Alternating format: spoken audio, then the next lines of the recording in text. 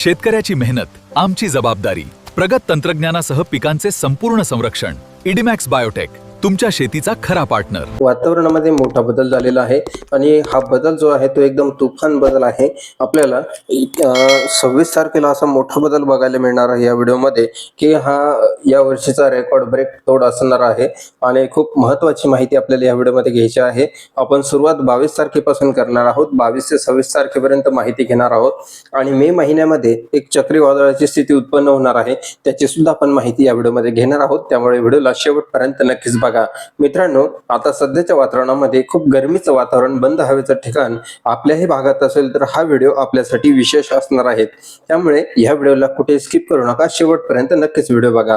आणि आपण हा व्हिडिओ जर पहिल्यांदा बघत असाल तर सर्वात आधी चॅनलला सबस्क्राईब करा, व्हिडिओला लाईक करा आणि आपले गाव, तालुका, जिल्हा आम्हाला कमेंट करून नक्कीच कळवा. बघूया आपल्या कोणत्या जिल्ह्यातून जास्तीत जास्त कमेंट आम्हाला येतात ते.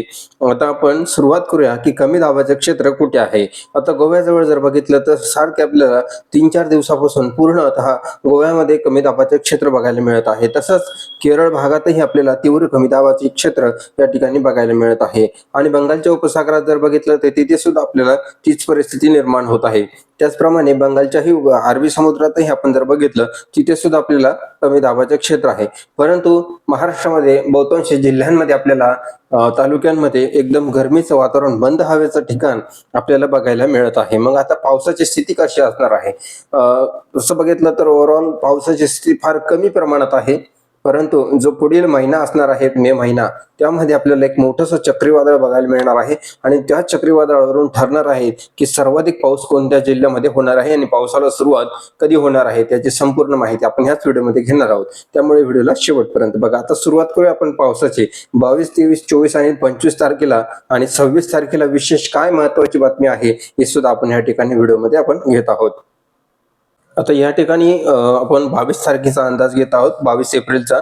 22 एप्रिलच्या अंदाजामध्ये जर बघितलं तर ह्या गोव्यामुळे आपल्याला गोव्याच्या भागामध्ये कमी दाबाचे क्षेत्र बघायला मिळत आहे. तर त्यामुळे आपल्याला या ठिकाणी सावंतवाडी, सिंधुदुर्ग या ठिकाणी पावसाची शक्यतेचं वातावरण जे आहे ते आपल्याला या ठिकाणी आहे आणि तिथे पाऊस पण आपल्याला बघायला मिळत आहे. तसेच या ठिकाणी आपल्याला आपण बघू शकतो दिग्राला, कासालचा काही भाग आहे, तसेच कणकवली आहे, पोपीचा काही भाग या ठिकाणी, पोंढा, राधानगरी इथे गगनबावडा पावसाची शक्यता या ठिकाणी तुरळक भागात आहे. संपूर्ण भाग आपल्याला या ठिकाणी पावसाचा दिसत नाही. तसंच इकडे निपाणी, चिकोंडी, कुरोडवाड या ठिकाणी सुद्धा आपल्याला पावसाची शक्यता. तर सांगली भागामध्ये जर बघितलं तर सांगली, तासगाव, कोची या ठिकाणी, मालगाव आहे, इथे आपल्याला पावसाची शक्यता आहे. तसंच जागृतीच्याही काही भागात आपल्याला याचा मुख्यतः परिणाम जाणवत आहे आणि ढगाळ वातावरण आहे. तसेच माकाश, पट्टणमच्या काही भागात ढगाळ वातावरण आहे.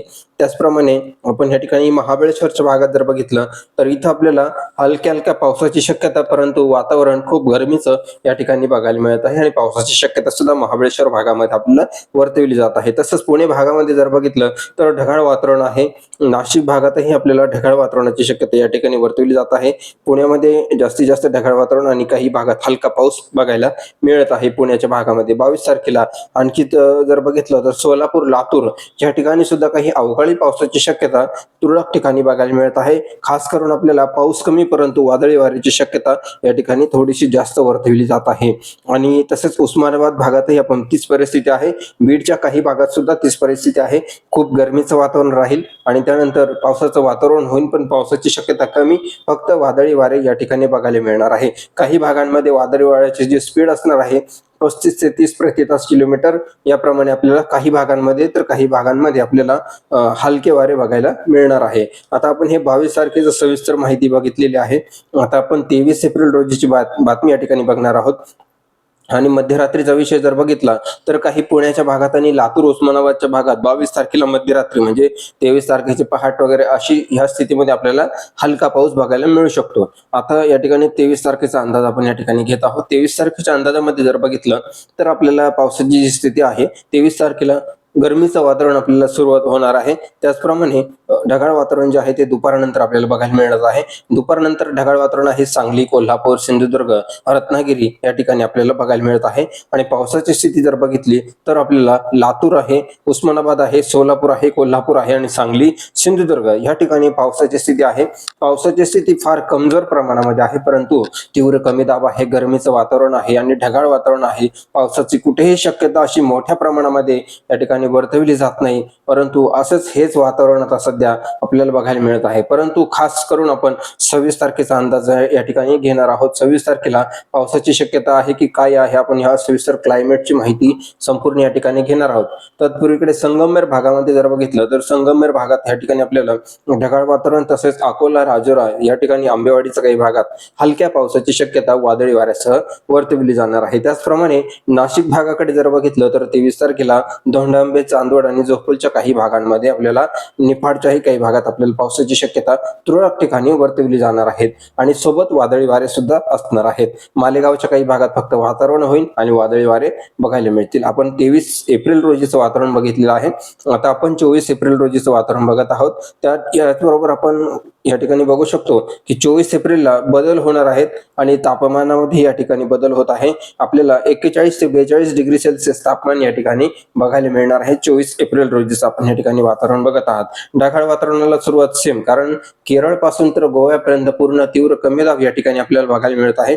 कारण जो पाऊस जो आहे तो आपल्याला केरळ, कर्नाटकापासून बघायला मिळत आहे. परंतु 24 तारखेला सकाळपासून जर वातावरण बघितलं तर आपल्याला निरभ्र आकाश असणार आहे. परंतु दुपारनंतर पुन्हा एकदा ढगाळ वातावरणाला सुरुवात होणार आहे. पुन्हा एकदा सुरुवात जी आहे ती आपल्याला गोव्यापासून तर सिंधुदुर्ग, सांगली, सोलापूर, लातूर, उस्मानाबाद, बीड, अहिल्यानगर, तसेच संभाजीनगर, नाशिक, मालेगाव या ठिकाणापासून आपल्याला बघायला मिळत आहे.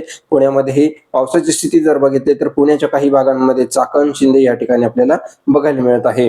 त्याचप्रमाणे आणखी पावसाची शक्यता जर बघितली तर पारनेर आणि अळकोती हा अहिल्यानगरचा भाग आहे, इथे आपल्याला बघायला मिळत आहे. त्याचप्रमाणे आपल्याला ओतूर आणि गारवाडीचा काही भाग आहे, या ठिकाणी सुद्धा आपल्याला पावसाची शक्यता बघायला मिळत आहे. जे ढगाळ वातावरण आहे ते अहिल्यानगर आणि श्रीरामपूर, वैजापूर, मनमाड या ठिकाणी आपल्याला बघायला मिळत आहे.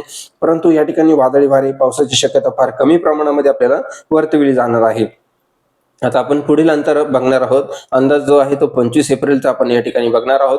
कारण 24 एप्रिल रोजी आपल्याला पावसाची शक्यता कुठेही बघायला मिळत नाही, परंतु तीव्र कमी दाब आणि गरमीचं वातावरण मात्र या ठिकाणी आपल्याला नक्कीच बघायला मिळत आहे. आपल्याकडेही असे वातावरण असेल तर आम्हाला कमेंट करून नक्कीच कळवा. 25 एप्रिल रोजीचं वातावरण जर बघितलं तर 25 एप्रिल रोजी या ठिकाणी आपण महाराष्ट्राचा भाग घेतला तर आपण या ठिकाणी सांगली, कोल्हापूर आणि सिंधुदुर्ग या ठिकाणी आपल्याला हलके ढगाळ वातावरण बघायला मिळत आहे. सकाळपासून हे वातावरण आपल्याला सुरू होईल आणि त्यानंतर दुपारनंतर बदल झाल्यामुळे पुन्हा एकदा नाशिक, पुणे भागात, संभाजीनगर, अहिल्यानगर, सोलापूर या ठिकाणी पूर्णपणे ढगाळ वातावरण असणार आहे आणि कुठेही आपल्याला पावसाची शक्यता नाही, सोबत वादळी वारे नक्कीच आपल्याला या ठिकाणी बघायला मिळत आहे. आता 26 तारखेचा अंदाज या ठिकाणी घेणार आहोत. 26 तारखेला विशेषतः या ठिकाणी आपण महत्वाची माहिती घेणार आहोत. तत्पूर्वी आपण या ठिकाणी ढगाळ वातावरण बघणार आहोत की आपल्याला सकाळपासूनच ढगाळ वातावरण जे आहे ते आपल्याला या ठिकाणी रत्नागिरी, सिंधुदुर्ग, सांगली आणि कोल्हापूरच्या काही भागाकडून बघायला मिळणार आहे. दुपारनंतर हा या ठिकाणी मोठा बदल होणार आहे आणि या बदलामध्ये आपल्याला जबरदस्त माहिती आपल्याला या ठिकाणी आता बघायची आहे. तर आपण या ठिकाणी बघू शकतो पावसाची जी स्थिती आहे ती आपल्याला कोल्हापूर, सिंधुदुर्ग आणि रत्नागिरीच्या काही भागात वर्तवली जात आहे. आता या ठिकाणी आपण जळगाव भाग बघत आहोत. जळगावच्या भागामध्ये एकदम जबरदस्त 45 ते 47 डिग्री सेल्सिअस पर्यंत तापमान या वर्षीचा 2026 या वर्षीचा रेकॉर्ड ब्रेक अंतर या ठिकाणी आपल्याला बघायला मिळणार आहे. खूप जबरदस्त गरमीचं वातावरण आहे. फक्त जळगाव भागच नाही तर आपल्याला अकोला, अमरावती, नागपूर, गोंदिया, चंद्रपूर, तसेच गडचिरोलीचा भाग, नांदेड, परभणी, त्याचबरोबर लातूर आहे, बीडचा भाग आहे, अहिल्यानगर, खास करून मुंबई भागही आपल्याला 44, 45, 46 पर्यंत तापमान या ठिकाणी जाण्याची दाट शक्यता या ठिकाणी वर्तवली जात आहे. त्याचबरोबर आपण बघू शकतो नंदुरबारच्या भागातही आपल्याला जबरदस्त 45 डिग्री सेल्सिअस तापमान या ठिकाणी वर्तवले जात आहे. त्याचप्रमाणे आपण जळगावच्या भागात, मालेगावच्या भागातही बघू शकतो. तर नाशिक भागामध्ये आपल्याला 41-42 डिग्री सेल्सिअस तापमान या ठिकाणी आपल्याला वर्तवले जात आहे. अगदी जबरदस्त आणि गरमीचं वातावरण जे आहे ते आपल्याला 26 तारखेला बघायला मिळणार आहे. तुफान गरमी आपल्याला या ठिकाणी 26 तारखेला बघायला मिळत आहे. अगदी जबरदस्त हे जे वातावरण आहे ते वातावरणामध्ये बदल झाल्यामुळे हा बदल आपल्याला या ठिकाणी बघायला मिळत आहे. मित्रांनो, भेटूया पुढील व्हिडिओमध्ये. तोपर्यंत नमस्कार, धन्यवाद.